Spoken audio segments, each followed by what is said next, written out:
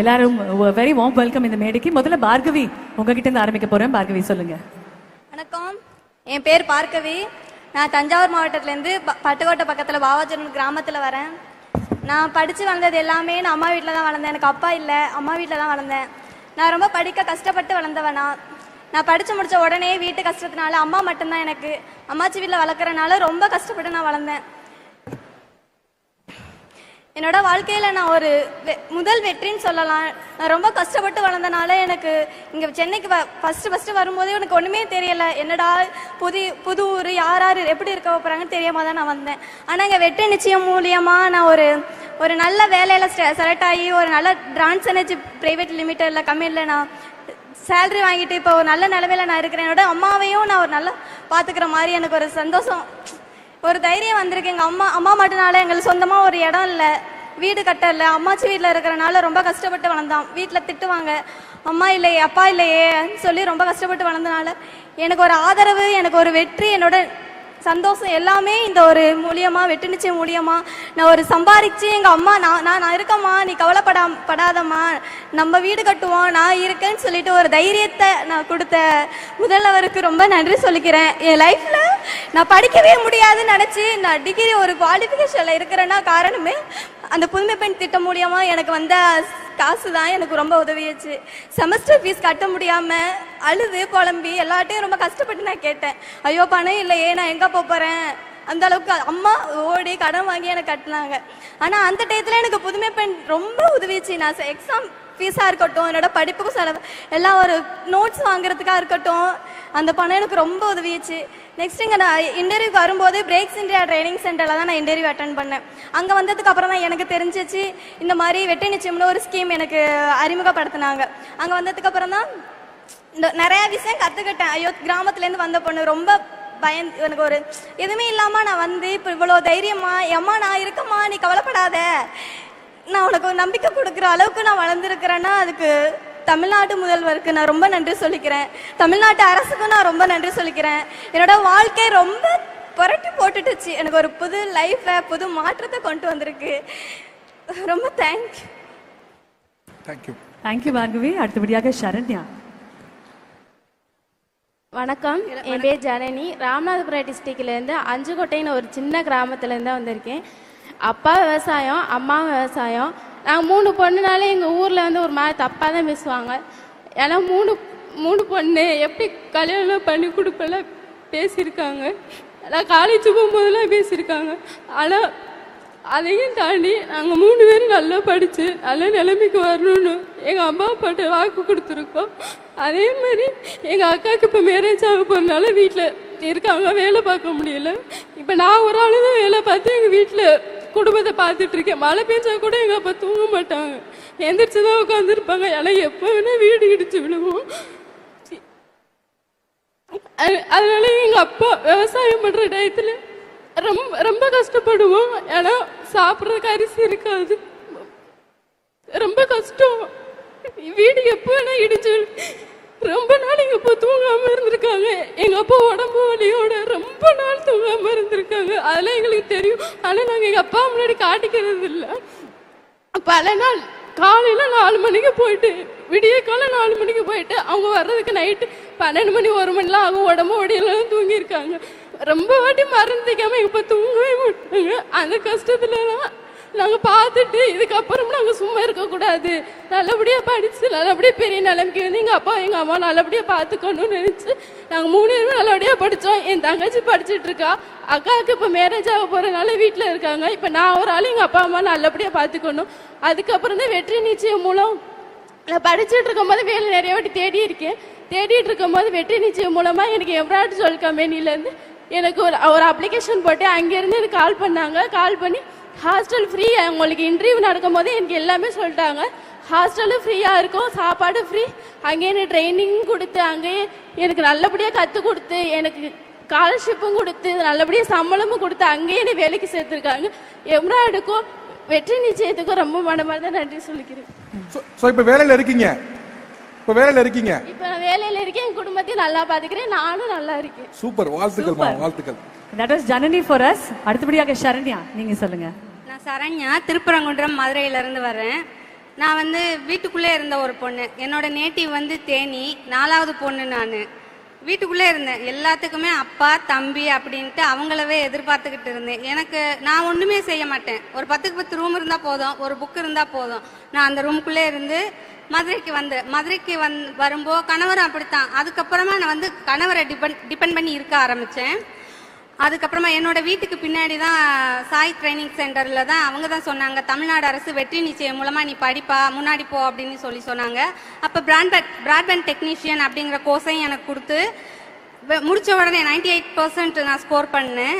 முடித்த உடனே எனக்கு ஜாபும் கிடச்சிருச்சு இன்ஃபோநெட் நாமக்கல்ல. இப்போ நான் ஜாபில் இருக்கேன். இப்போ வந்து நான் யாரையும் எதிர்பார்க்கல.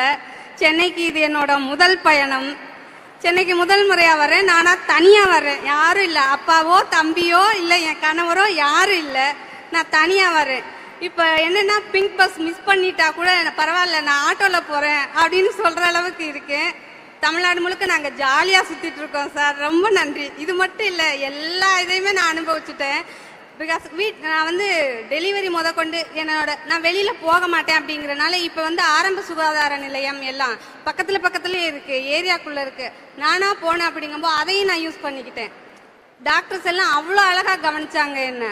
எல்லாமே நான் தமிழ்நாடு 2 டெலிவரியுமே நான் தமிழ்நாடு அரசாங்கத்தில் தான். அவங்க வந்து என்னையவோ என் கணவரையோ விட அவங்க என்னை நல்லா கவனிச்சுக்கிட்டாங்க.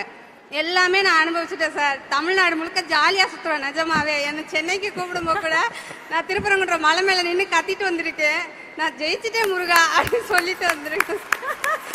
ரொம்ப நன்றி சார். ரொம்ப அழகா இருந்தது சரண்யா நீங்க சொன்னது. யதார்த்தமா இருந்தது ஆக்சுவலா. ஆமா, திருப்பரங்குன்றம் மலை மேல எழுந்து நின்று எப்படி கத்துனீங்க? நான் ஜெயிச்சுட்டேன் முருகா. கேட்கல எனக்கு. நான் ஜெயிச்சுட்டேன் முருகா. நீங்க ஜெயிச்சிட்டீங்க ஜனனி. நிஜமாவே ஆசம். நீங்க சொன்னதுல நான் ரொம்ப ஹாப்பி ஆயிட்டேன். Thank you so much. அடுத்தபடியாக திவ்யா, சொல்லுங்க திவ்யா. என் பேர் திவ்யா. நான் வேலூர் மாவட்டம் குடியாத்துன்ற ஊர்ல இருந்து தான் வரேன். நான் இங்க காஞ்சிபுரம் டிஸ்ட்ரிக்ட்ல இருக்கிற ஸ்ரீபெரும்புதூர் ஷிப்கார்ட்ல ஃபர்ஸ்ட் சோலார் இண்டஸ்ட்ரியில ஒர்க் பண்றேன். ஸோ என்னுடைய சூழ்நிலை சொன்னோம்னா கிட்டத்தட்ட நெசவாள் குடும்பத்துல தான் பிறந்திருக்கோம். ஸோ என்னோட பேர் வந்து எங்கள் அப்பா பேர் விஜயகுமார், அம்மா பேர் தேவி. 2 பேருமே நெசவு தொழில் தான் பண்ணுறாங்க. நெசவு தொழில் பொறுத்த வரைக்கும் ஒரு குடும்பம் ஃபுல்லாக உழைச்சா மட்டும்தான் வருமானம் வரும். ஸோ நான் டிப்ளமா வரைக்கும் என்னோட ஊர்லேயே முடிச்சுட்டு வந்துட்டேன். டிப்ளமா படித்தா வேலைக்கு வந்துடலான்ற தைரியத்தில் தான் வெளியே வந்தேன். வெளியே வந்து ஒரு 3 வருஷம் ஒர்க் பண்ணப்போ எல்லாமே ஒரு இன்டர்ன்ஷிப் தான். நீ 1 இயர் ஒர்க் பண்ணாலும் 2 இயர்ஸ் ஒர்க் பண்ணாலும் நல்லா ஒர்க் பண்ணினா நீ 1 இயர் அந்த 1 இயர் தான் ஒர்க் பண்ண முடியும். அடுத்து வந்து நீ அடுத்த வேலை தான் தேடி போகணும். எவ்வளோ நல்லா ஒர்க் பண்ணாலுமே உனக்கு பெர்மனன்ட் ஜாப் கிடைக்காதுன்ற மாதிரி ஒரு சுச்சுவேஷன். ஸோ நான் 3 வருஷம் முடிச்சிட்டேன். கரெக்டாக 2022 எண்டு. அந்த டைமில் எங்களுடைய ஊரில் பார்த்தீங்கன்னா நெல்லூர்பேட்டைன்னு ஒரு பகுதி. அந்த பகுதியில் நாங்கள் கவுண்டன்யா மகாநதி கரையோரம் தான் இருப்போம். ஸோ அந்த கரையோரம் எப்போவுமே டிசம்பர் மாதம்னா மழை வெளுத்து வாங்கும். ஸோ அந்த கரையில் வெள்ளம் வந்து புரண்டு ஓடும்.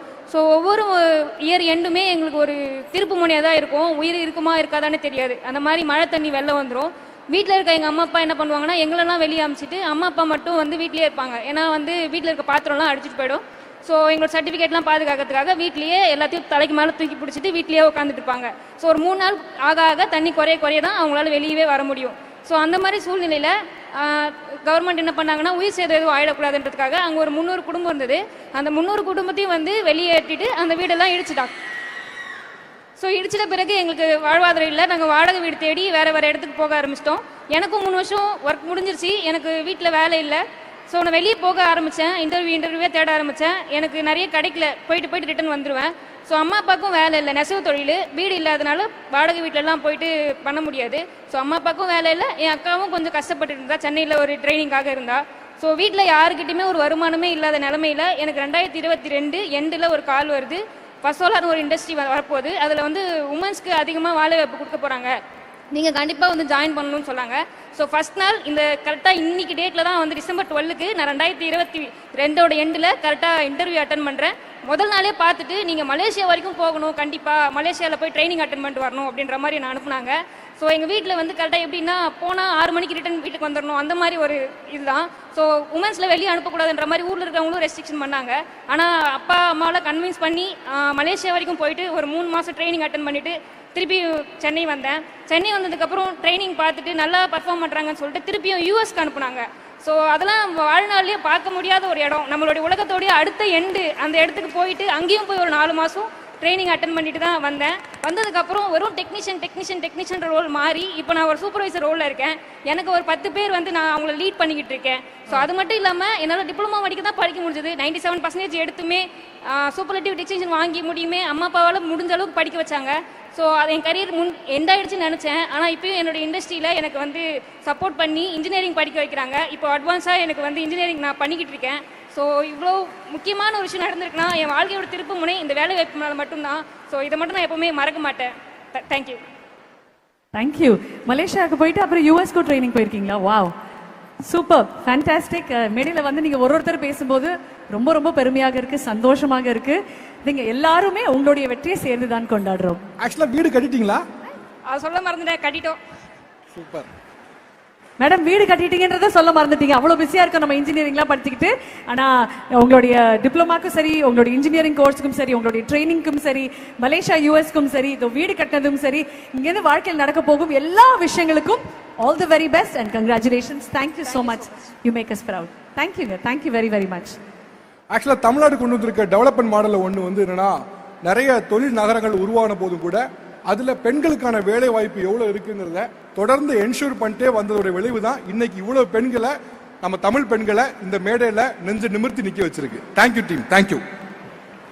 தேங்க்யூ. அண்ட் மேடைக்கு வந்த நல்ல உள்ளங்களுக்கும் தேங்க்யூ ஸோ மச்.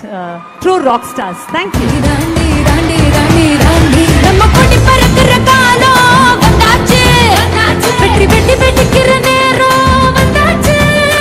நம்ம கொடி பறக்கிற காலம் வந்தாச்சு, வெற்றி வெடி வெடிக்கிற நேரம் உண்டாச்சு.